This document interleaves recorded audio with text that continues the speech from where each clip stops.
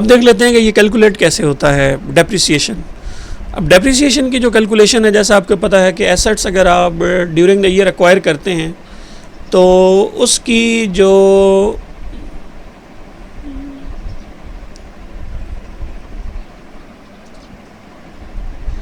Cost होती है आपको, जैसे कि टोटल कॉस्ट है, उसमें से सबसे पहले आप क्या करेंगे कि अगर वो फ्रेश आपने इन्वेस्टमेंट की है तो उसके ऊपर आप सबसे पहले इनिशियल अलाउंस अपना कैलकुलेट करेंगे, जैसा कि आपको यहाँ पे नीचे रेट के खाने में इनिशियल अलाउंस का नज़र भी आ रहा है।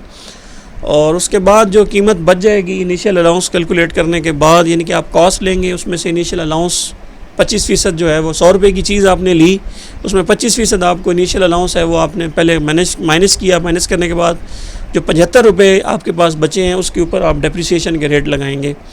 तो उसको हम कहते हैं WDV, यानी कि रिटर्न डाउन वैल्यू। जो रिटर्न डाउन वैल्यू होगी उसकी फ़र्स्ट ईयर की, उसके ऊपर जो है वो आप डेप्रिसिएशन कैलकुलेट करेंगे। तो नीचे जो टेबल है उसको ज़रा एक दफ़ा देख लेते हैं।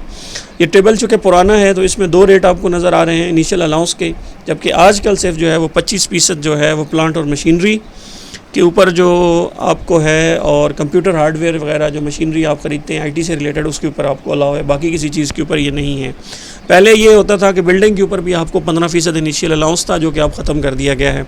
अब सिर्फ और सिर्फ 25% आपको मिलता है, और वो प्लांट एंड मशीनरी है या IT से रिलेटेड आपको जो है वो इक्विपमेंट ख़रीदते हैं। तो अब यहाँ पे देखें जी, सबसे पहले आपके पास बिल्डिंग, मशीनरी, ये सारे एक कंपनी के मैंने फ़र्ज़ी एसेट्स लिए हुए हैं, उनकी एक फ़र्ज़ी वैल्यू मैंने ली है 1 जुलाई 2017 को।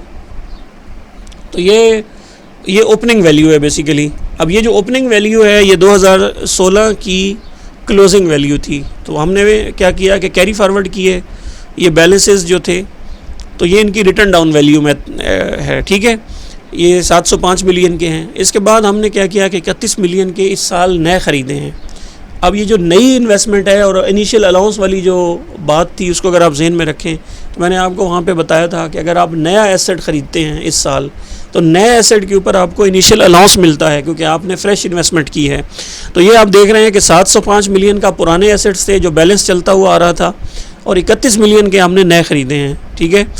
तो इस साल में डिलीशन कोई नहीं हुई, हमने बेचा कोई नहीं एसेट्स। तो टोटल एसेट्स हमारे पास जो हैं वो 737 मिलियन के हो गए, प्लांट बिल्डिंग हो गई, ठीक है। इसी तरह अगर हम प्लांट एंड मशीनरी की सेकंड रो में बात करें तो 345 मिलियन की हमारे पास पिछली पड़ी हुई थी, और 40 मिलियन हमने इस वक्त इन्वेस्टमेंट की। तो टोटल हमारे पास 385 मिलियन जो है, तो 3,85,00,000 रुपया की जो है हमारे पास मशीनरी थी जून 2018 में।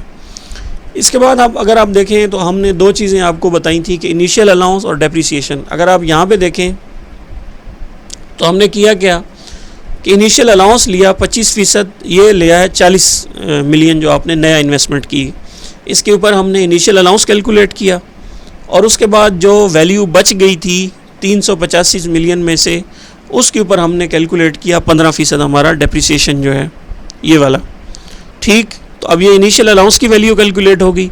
उसके बाद जो है वो जितने भी प्रीवियस ईयर के एसेट्स थे उनके ऊपर हमने डेप्रिसिएशन कैलकुलेट कर लिया 15% के हिसाब से, ठीक है।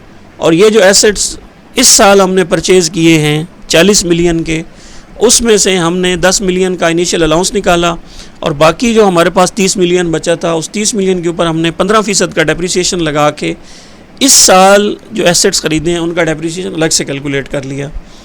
तो अब आप देख रहे हैं कि हमारे पास जो टोटल इस वक्त डिडक्शन बन रही है वो 66 मिलियन की है। इस 66 मिलियन में आपको 50 मिलियन ये नज़र आ रहा है, 10 मिलियन हमने ये ऐड किया तो कितना हो गया 61 मिलियन, इसके बाद 4 मिलियन ये ऐड किया तो ये 66 मिलियन टोटल बन गया।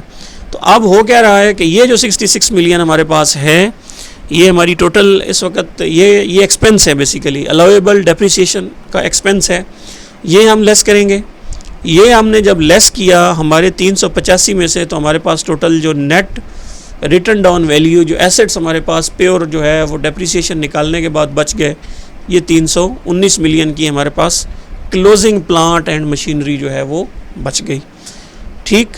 तो ये जो 319 मिलियन है ये हम आपको नज़र आएगा बैलेंस शीट के अंदर। ये जो 66 मिलियन है ये आपको अलाउेबल जो अकाउंटिंग टैक्स डेप्रिसिएशन है, ये फिगर आपको वहाँ पे नज़र आएगी।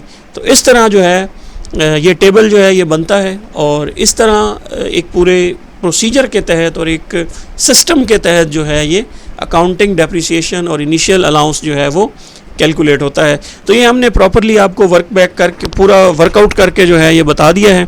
ये एसेट शेड्यूल है बेसिकली। आप इसको जो है जब भी वर्किंग मैं एंड पे जाके शेयर करूँगा तो मैं एक्सेल की शीट आपसे शेयर कर लूँगा, यही एग्जैक्ट होगी इसी तरह की। तो आप क्या करेंगे, सिंपली आप उसके अंदर वैल्यू डाल के जो है इनिशियली ये कैलकुलेशन इजीली बना सकेंगे। तो नेक्स्ट हम देख लेते हैं, ये हमारी डेप्रिसिएशन की कैलकुलेशन थी ओवरऑल, और उम्मीद करता हूँ कि आपको काफ़ी सारी चीज़ें इसमें से जो है वो क्लियर हो गई होंगी, क्योंकि हमने सबसे पहले कंसेप्चुअली इसको लेके चले हैं, डिफरेंस हमने देखे हैं, डेप्रिसिएशन होता क्या है, अमोर्टाइजेशन क्या होता है, उसके बाद हमने रेट्स देखे हैं, इनिशियल अलाउंस क्या से होता है, उसके रेट्स क्या होते हैं, और फिर हमने यहाँ पे एक एंट्री को बाकायदा आपको यहाँ पे अप्लाई करके दिखाया है कि टैक्स डेप्रिसिएशन एक्चुअली कैलकुलेट कैसे होता है।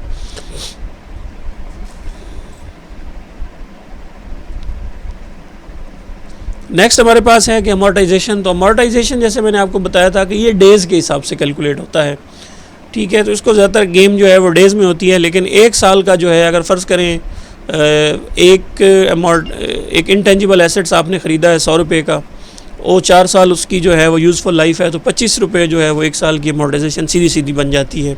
लेकिन अगर आपने 2 महीने के लिए एक साल में इस्तेमाल किया है तो ज़ाहिर है एक साल में 25 रुपये हैं, तो उसकी जो वैल्यू आप कैलकुलेट करेंगे वो आप देखेंगे कि 25 रुपये को आप 12 महीनों और दिनों में डिवाइड करेंगे, और फिर देखेंगे कि 60 दिनों के ऊपर अमोर्टाइजेशन जो है वो कितनी बनती है। उसका तरीका और फार्मूला नीचे आपको नज़र आ रहा है कि पहले तो ये है कि अगर आप एक साल की वैल्यू निकाल रहे हैं तो सिंपल नॉर्मल यूज़फुल लाइफ उसकी जो है, और डेप्रिसिएशन में ये है कि अगर एक डेप्रिशिएबल जो एक अमाउंट इंटेंजिबल एसेट्स जो है उसकी जो आपको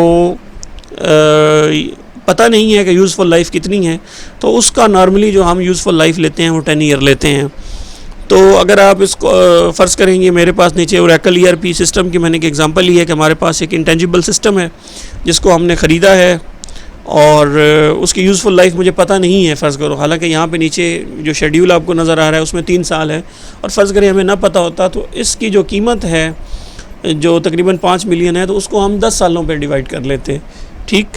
तो अगर 10 सालों पे आपने डिवाइड कर दिया तो एक साल की जो वैल्यू निकल आई आपके पास, तो उसमें आप क्या करेंगे कि 10 सालों के डेज़ बना लें, उन डेज़ के ऊपर कैलकुलेट करें तो आपको पता चल जाएगा कि एक दिन की जो है वो वैल्यू आपके पास कितनी आ जाती है। तो अगर आप एक साल में वो 60 दिन इस्तेमाल हुआ है तो आप क्या करेंगे, पूरे 365 डेज़ की नहीं चार्ज करेंगे उसको, जितना साल फर्स्ट ईयर में वो यूज़ हुआ है आप उतने डेज़ की जो है वो अमोर्टाइजेशन जो है वो शेड्यूल पे चार्ज करेंगे। तो नीचे आप देख रहे हैं कि ERP ओरेकल ERP सिस्टम है, एक इंटेंजिबल एसेट है, इसकी वैल्यू जो थी वो 5.3 मिलियन है। 3 सालों पे हमने डिवाइड किया तो यूज़फुल लाइफ अगर हमने वो 365 डेज़ के हिसाब से वो 1095 डेज़ बनते हैं, ठीक है। तो अगर आप यहाँ पे देख रहे हैं कि जो डिडक्शन है ये देखें 1.7 है, तो ये 3 सालों पे हमने डिवाइड किया है तो ये 17 लाख रुपया वो एक साल की अमोर्टाइजेशन है, एक साल का ख़र्चा निकला है। तो इस ख़र्चे को जो है वो आप इनकॉर्पोरेट कर सकते हैं। तो ये तरीका है जी, इस तरीके से आप अमोर्टाइजेशन जो है वो टैक्स की वो कैलकुलेट कर सकते हैं। इसका पूरा तरीका, पूरी मैंने ये टेबल आपके साथ शेयर किया है कि ये मैंने कैसे कैलकुलेशन जो है वो अमोर्टाइजेशन की जो है वो बनाई है।